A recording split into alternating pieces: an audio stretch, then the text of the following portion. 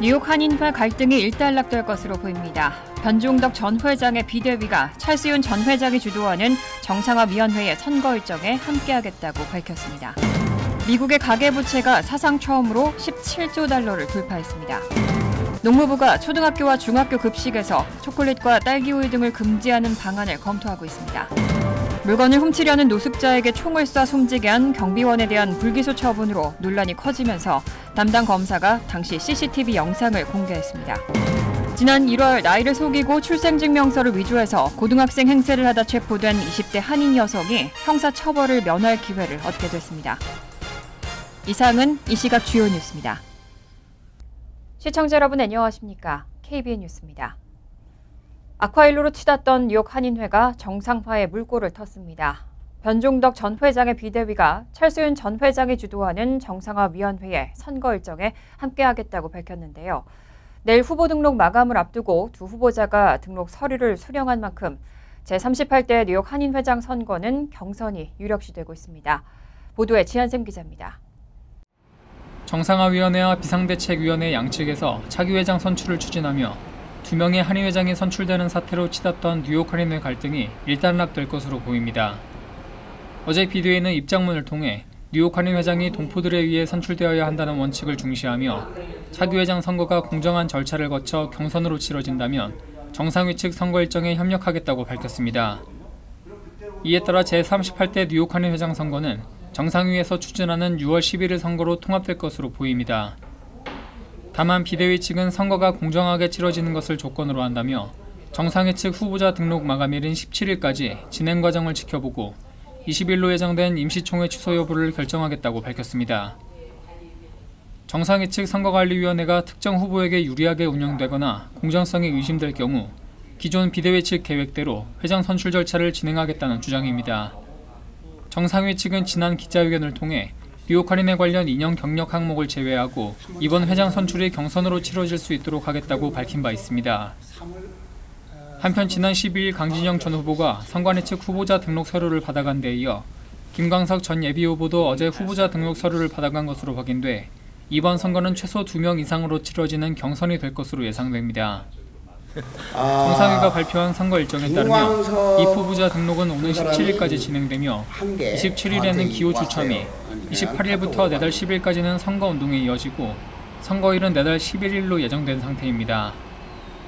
KBN 뉴스 지한샘입니다. 미국의 가계부채가 사상 처음으로 17조 달러를 돌파했습니다. 가장 큰 비중을 차지하는 주택담보대출 증가세가 모기지 금리로 둔화되고 있는데도 불구하고 가계빚은 전체적으로 불어나고 있습니다. 뉴욕 연방준비은행은 어제 공개한 1분기 가계부채 보고서를 통해 올해 1분기 미국의 전체 가계부채가 전분기보다 0.9% 1,480억 달러 늘어난 17조 500억 달러로 집계됐다고 밝혔습니다. 코로나19 사태 직전인 2019년 4분기보다 2조 9천억 달러나 불어나 역대 최대 규모를 기록한 겁니다. 이 가운데 모기지 대출은 3월 말 기준 12조 400억 달러로 1,210억 달러 증가했습니다. 하지만 신규 모기지 대출은 총 3,240억 달러로 지난 2014년 2분기 이후 9년 만에 최저치에 그쳤습니다. 전분기보다 35%, 전년 같은 기간보다 62% 각각 급감한 수준입니다. 팬데믹 직후 제로금리로 호황을 누리던 부동산 관련 대출은 지난해 봄부터 시작된 연방준비제도의 공격적인 금리 인상 여파로 위축되고 있습니다. 다만 연준의 금리 인상 여파로 시중 모기지 금리가 6%대 중반을 찍고 있는데도 불구하고 담보자산 압류는 역사적으로 낮은 수준입니다. 이 밖에 학자금 대출은 1조 6천억 달러로 전분기보다 90억 달러, 오토로는 1조 5,600억 달러로 전분기보다 100억 달러 각각 증가했습니다. 신용카드 연체율은 0.6%포인트, 오토론 연체율은 0.2%포인트 각각 증가해 팬데믹 이전과 비슷하거나 당시 수준을 추월했습니다. 금융정보회사 뱅크레이트의 수석 분석가인 테드 로스먼은 이번 보고서에 공개된 부채 가운데 신용카드 부채가 가장 급격한 속도로 증가하고 있다고 진단했습니다. 그는 올 1분기 카드 소지자의 46%가 매달 빚을 지고 있다고 지적했습니다. 소득 대비 부채 비율이 높은 융자 신청자에게 추가 비용을 부과하려던 정부의 정책은 결국 무산됐습니다. 연방주택금융청이 이달 1일부터 시행될 예정이었던 수수료 개정안을 철회했습니다. USA 투데이는 지난 12일 보도에서 연방주택금융청이 페니메나 프레디맥 등 국책 모기지 기관 보증 모기지 신청자 중 소득 대비 부채 비율이 40%를 초과하는 경우 융자에게 0.375%에 해당하는 수수료를 추가 부과하려고 했던 계획을 철회했다고 전했습니다. 이달 1일부터 시행될 예정이었던 수수료 개정안은 지난 3월 업계의 반발로 오는 8월까지 유예됐던 바 있습니다. 이 안에 따르면 대출 연체 기록이 없고 크레딧 점수가 높아서 융자금 상환 조건이 우수한 소비자라도 소득 대비 부채 비율이 40%를 넘으면 더 많은 수수료를 부담해야 했습니다. 일례로 소득 대비 부채 비율이 40%로 모기지 융자액이 $30만 달러라면 $1,125의 수수료를 선금으로 내거나 월 페이먼트에 $24 75센트가 추가되는 겁니다. 하지만 부동산 및 융자업계는 소득 대비 부채 비율은 모기지 상환 능력을 100% 대변하는 것이 아니라며 수수료 부과를 강력히 반대해왔습니다. 또 전문가들은 융자 신청자들의 재정 조건의 변동성을 반영하지 않았다고 지적했습니다. 월소득 변동성이 큰 자영업자나 프리랜서의 경우 매달 소득 대비 부채 비율이 급격히 증가하거나 감소할 수 있다는 이유입니다. 하지만 역시 업계의 반발을 사고 있는 크레딧 점수에 따른 모기지 수수료 차등 부과는 철회되지 않고 시행되고 있습니다. 해당 방식은 크레딧 점수가 낮은 이들의 수수료 부과율을 낮추고 점수가 높은 이들에게 더 높은 비율의 수수료를 청구하는 방안입니다. 연방주택금융청은 이른 시일 내에 업계와 추가 수수료에 대한 이견을 조율할 예정인 것으로 알려졌습니다. 최근 텍사스주가 불법 이민을 차단하겠다는 명목으로 화물 검문을 강화했습니다. 검문이 강화되면서 평소보다 길게는 27시간의 운송 지연이 발생하고 있는데요. 화물 운송의 직격탄을 맞은 멕시코 정부는 무역 협정에 위반된다며 반발하고 있습니다. 멕시코 경제부는 어제 성명을 통해 최근 텍사스 주정부의 마타모로스 브라운즈빌 국경 부근 화물 운송 검사가 초래한 경제적 손실에 대해 심각한 우려를 표명한다고 밝혔습니다. 텍사스 주정부는 지난 8일부터 국경지대 불법 이민자들을 적발한다는 명목으로 화물 운송 검사를 강화했고 이에 따라 짧게는 8시간, 길게는 27시간 운송 지연이 발생하고 있습니다. 멕시코 정부는 이런 조치는 멕시코와 텍사스의 사회, 문화, 경제적 통합과는 괴리가 있는 반멕시코 시각에서 비롯됐다며 불편함을 드러냈습니다.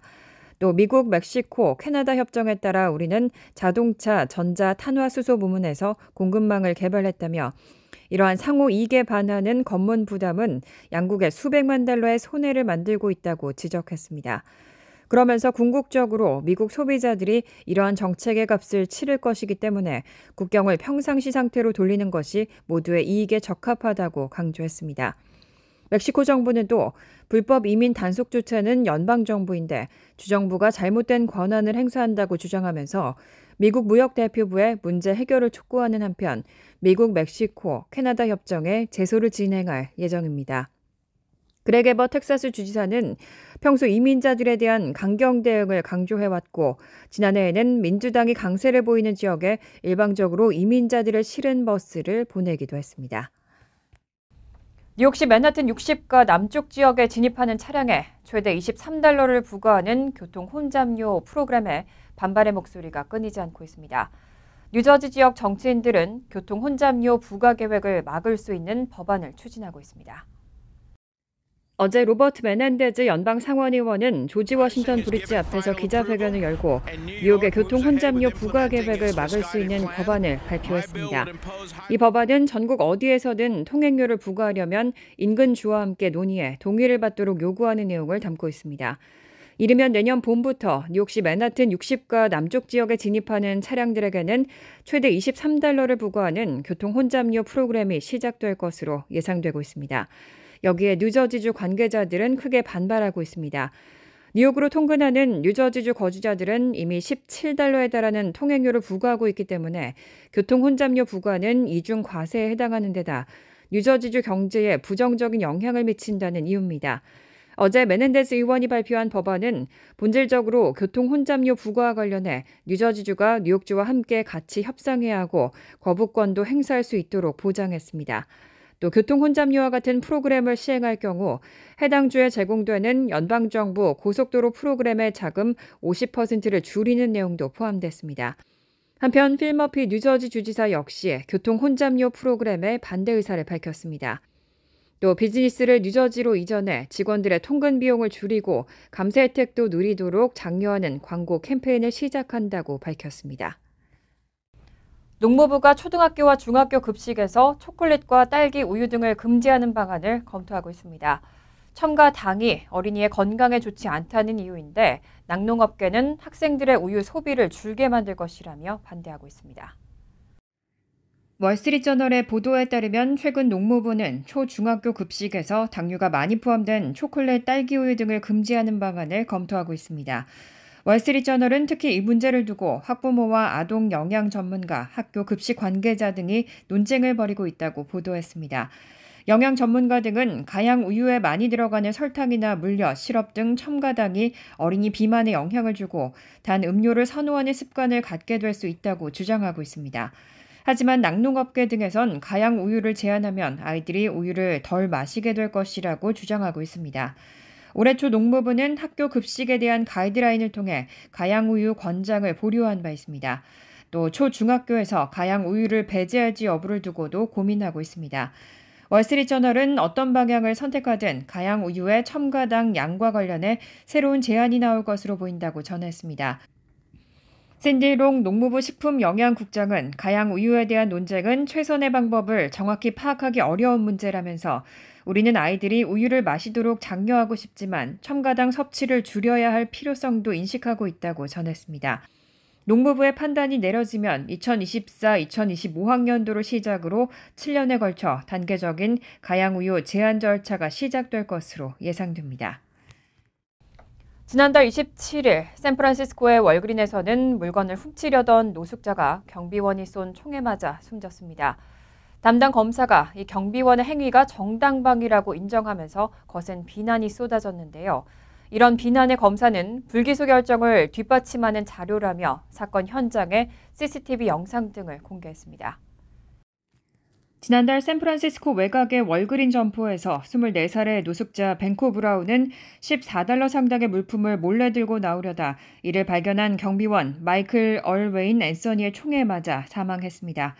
그런데 샌프란시스코의 브룩 젠킨스 검사는 노숙자 브라운이 그를 제지하려는 앤서니에 저항했고 자신에게 달려들려고 했다는 앤서니의 주장을 받아들여 지난 1일 앤서니의 정당방위를 인정했고 불기소 결정을 내렸습니다.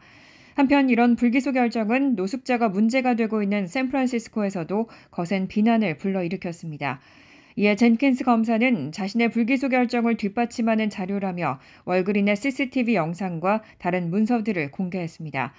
젠킨스 검사가 공개한 동영상은 브라운이 앤서니에게 덤비려는 모습을 보이자 앤서니가 총을 발사하는 모습을 보여주고 있습니다.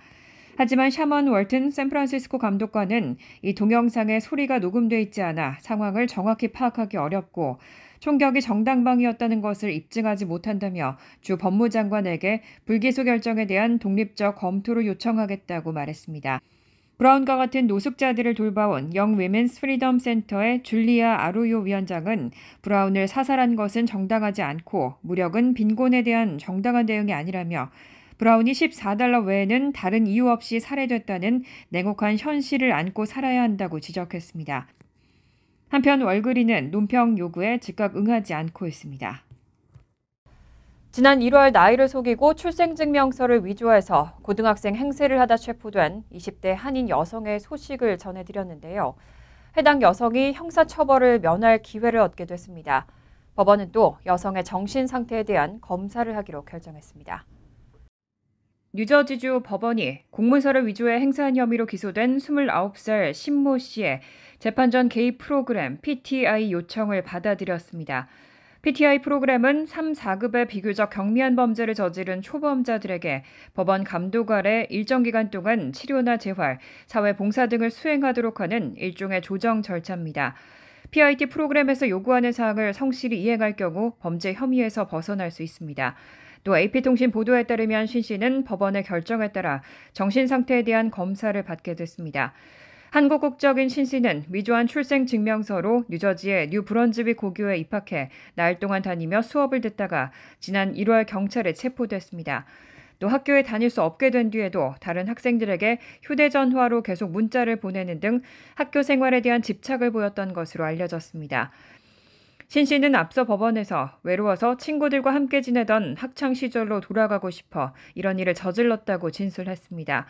변호인은 신 씨가 나이를 속이고 고등학교에 입학했지만 아기는 없었고 단지 안전하고 자신을 따뜻하게 맞아줄 곳이자 애틋하게 그리워하던 장소를 찾아간 것이라고 전했습니다. 변호인에 따르면 신 씨는 16세 때 혼자 미국으로 와 사립 기숙학교에 다녔고 이후 뉴저지주의 러커스 대학에 진학해 2019년에 졸업한 것으로 알려졌습니다. 40대의 알츠하이머병을 일으키는 유전자를 가진 한 남성이 60대 후반까지 병에 걸리지 않은 사례를 두고 의료진들의 연구가 진행됐는데요. 연구 결과에서 병의 발병을 막아준 희귀한 알츠하이머 예방 변이 유전자가 발견됐습니다. 하버드 의대와 독일 함부르크 에펜도르프 대학병원 연구팀은 오늘 의학저널 네이처 메디슨에서 상염색체 우성 알츠하이머병을 유발하는 위험 유전자를 가졌지만 67세까지 발병하지 않은 남성에게서 알츠하이머병 예방 변이 유전자를 확인했다고 밝혔습니다. 상염색체 우성 알츠하이머병은 희귀한 유전성 알츠하이머병으로 이 유전자 변이가 있는 사람은 40에서 50세 젊은 나이에 기억력 손상 같은 초기 인지장애가 나타나면서 발병하는 게 특징입니다. 연구팀은 콜롬비아 시민 6천여 명을 대상으로 진행되고 있는 연구 과정에서 PSEN1 유전자 변이가 있고 뇌에서는 심각한 위축과 아밀로이드 플라크, 스파게티처럼 얽힌 타우 단백질 등이 발견되는데도 불구하고 67세까지 알츠하이머병에 걸리지 않은 한 남성을 발견했습니다.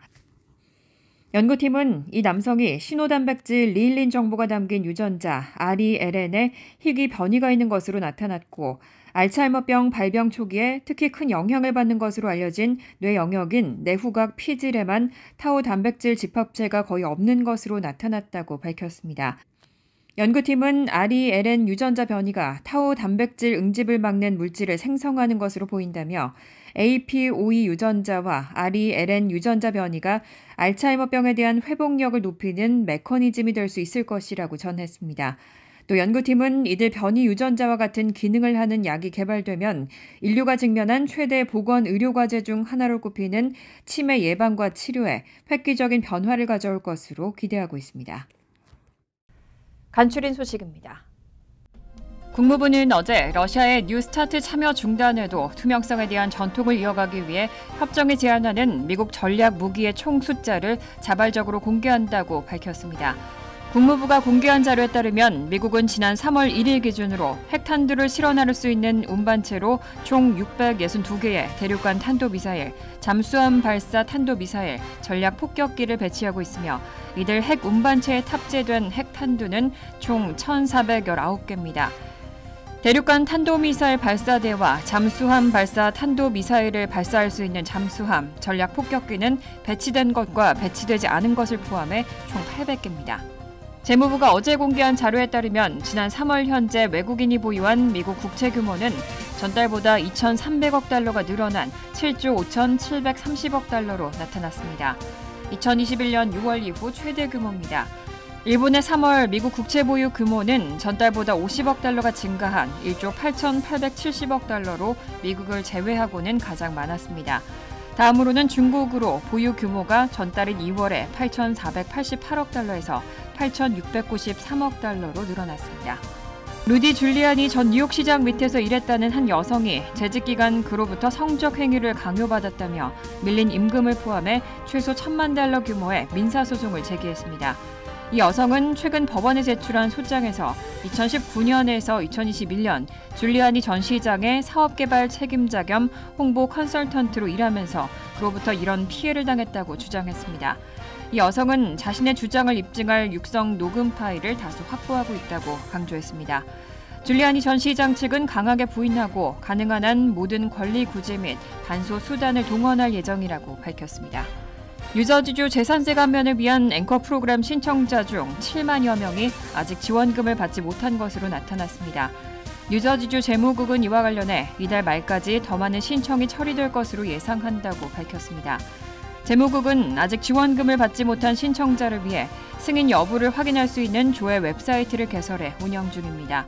지난 2월 28일 신청을 종료한 앵커 프로그램은 주택 소유주는 최대 $1,500, 세입자의 경우 $450를 환급하고 있습니다. 환율과 증권 소식입니다.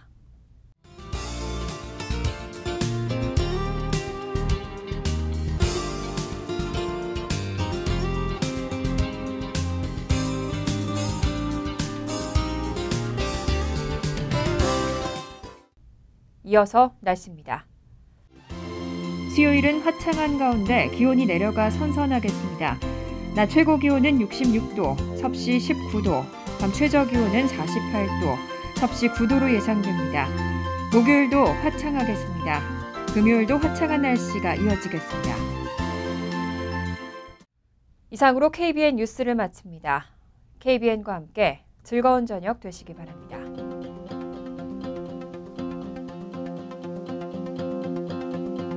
미 동부 최대 한인방송 KBN이 제작하는 KBN 뉴스는 웹사이트 mykbn.com 그리고 유튜브와 페이스북에서 다시 보실 수 있습니다. 좋아요, 구독, 알림 설정은 뉴스 제작에 큰 도움이 됩니다.